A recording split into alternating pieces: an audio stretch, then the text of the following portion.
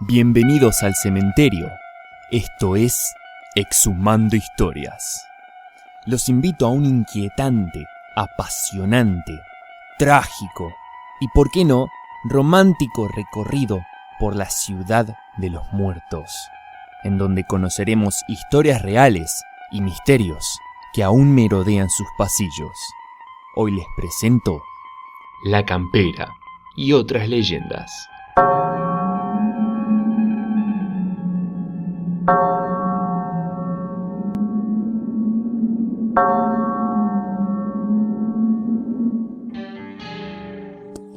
Continuamos nuestro recorrido por el cementerio municipal. Nos detenemos en la tumba del doctor Carlos Modesto Vera Candiotti, médico especializado en reumatología y rehabilitación, fundador de la asociación Lucha contra la Parálisis Infantil. Este mismo lugar, tiempo atrás, fue escenario de una de las historias más comentadas del recinto. Hoy vamos a contar un relato que, con algunas modificaciones, se hace presente en todos los cementerios alrededor del mundo. Hace algunos años comenzó a circular por la ciudad el testimonio de Jorge, un chofer de la línea 9, quien estaba encargado del turno nocturno.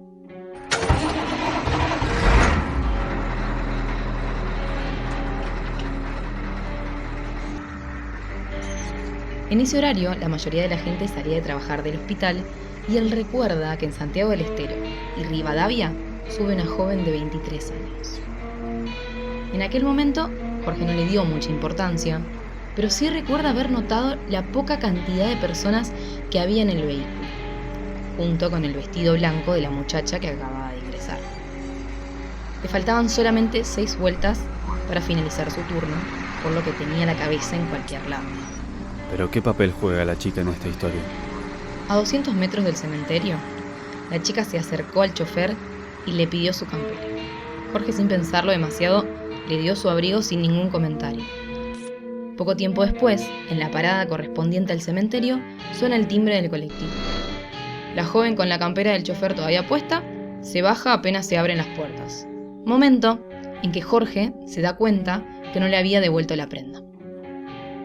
Pero lo más extraño de la situación no fue eso, sino que luego de haber cruzado la calle, la muchacha vestida de blanco traspasó las rejas del cementerio, como si no estuviesen ahí, dejando al chofer anonadado, sin palabras, confundido y asustado. ¿Y qué hizo el chofer después? Lo primero fue terminar su recorrido, las 6 vueltas que le quedaban del turno. Al siguiente día, más calmado, habiendo procesado el hecho, volvió al cementerio para buscar respuestas, algo que lo ayudase a comprender lo que vivió la noche anterior. ¿Qué es lo que había sucedido exactamente? Llegando al oratorio, cerca de Monzón, sobre la tumba del doctor Vera Candiotti, encontró su campera. Esta es una leyenda urbana, una historia que no hay manera de comprobar si es real, pero que todo el mundo afirma que lo es. La figura de la joven se repite en muchas de ellas.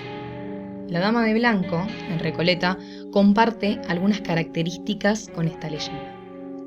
Es una historia sumamente trágica, en donde la iglesia de Santa Felicitas se llenó de amor y celos. Este edificio toma el nombre de Felicitas Guerrero, una joven muchacha de belleza extraordinaria que ya a los 15 años se casó con un hombre que le doblaba la edad.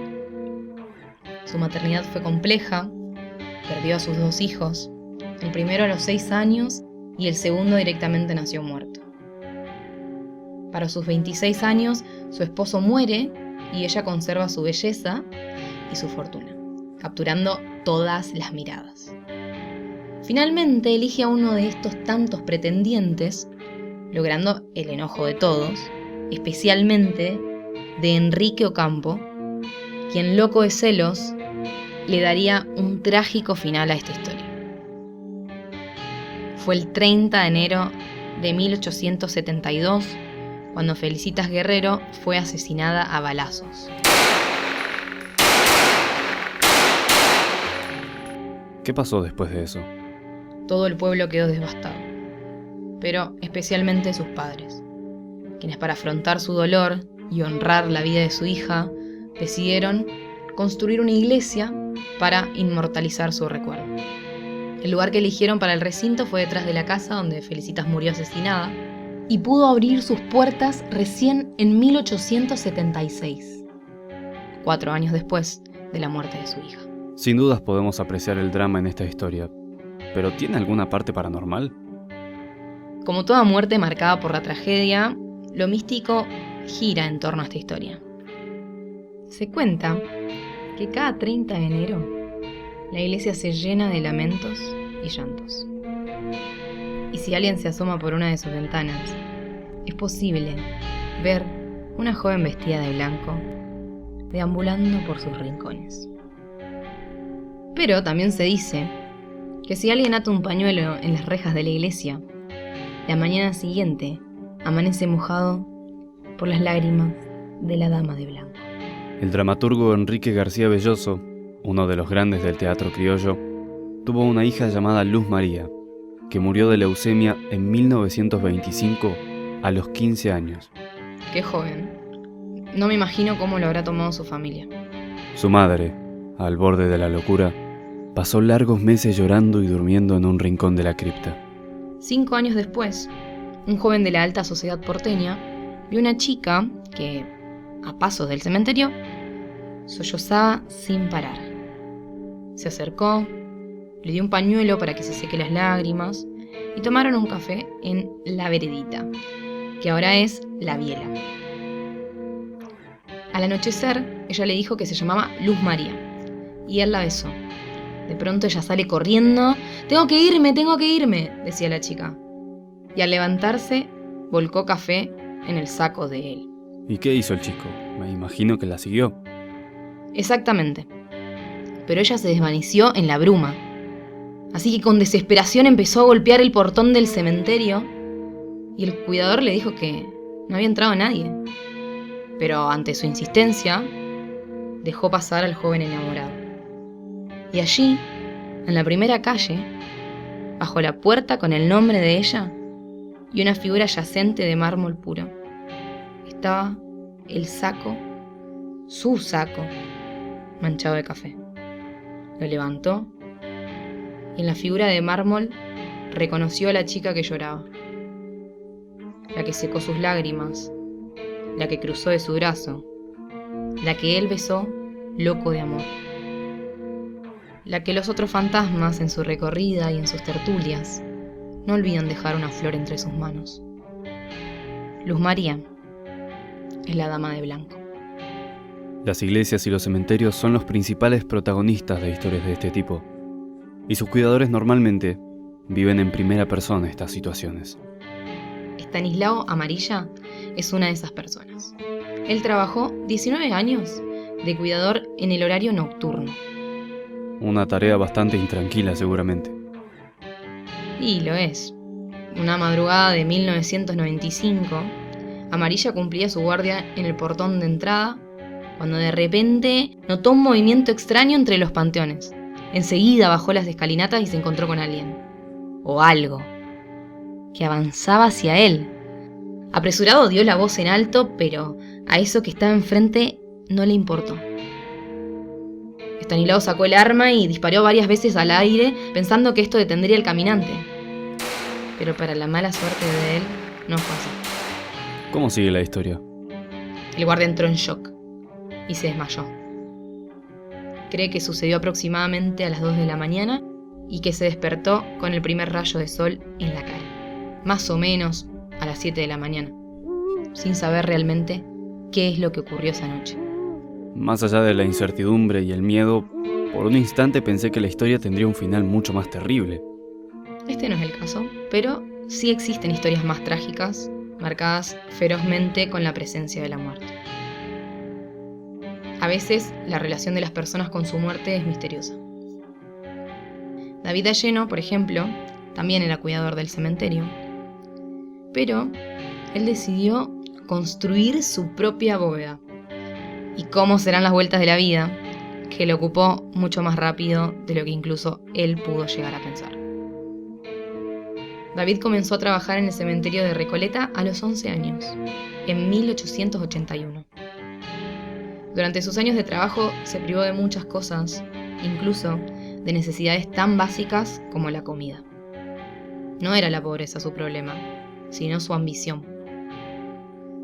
Él deseaba reposar eternamente en el Recoleta. Y para eso tenía que comprar un lote, lo cual hizo. Pero los costos eran tan altos, la mano de obra que necesitaba también, y su sueldo era sumamente bajo, lo que solo hacía que la situación se complique cada vez más. Casi una misión imposible, podríamos decir. Totalmente, sí, pero no lo suficiente para que abandone su sueño. No logró pagar los precios de planificación, arquitectos y albañiles, por lo que tomó una decisión muy importante: construir su propia bóveda. ¿Pudo cumplir su sueño? A medias, ya que la administración del cementerio exigía respetar ciertos cánones estéticos que él no lograba alcanzar.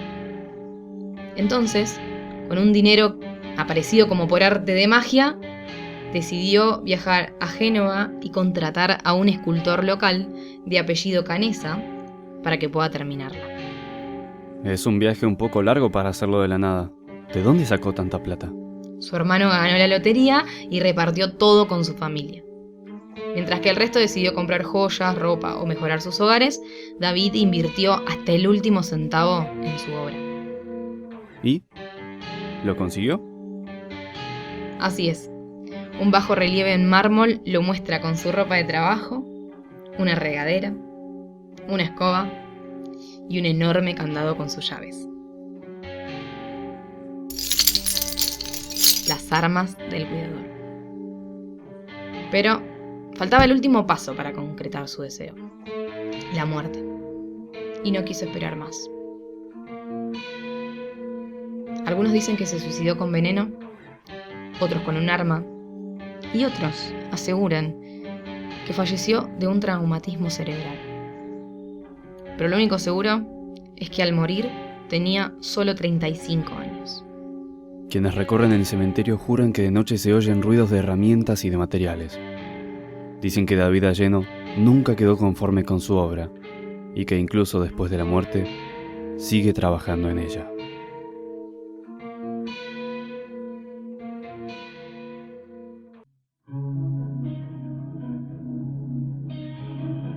Esto fue Exhumando Historias. Para encontrar más relatos como este, podés seguirnos en nuestras redes sociales como Exhumando Historias.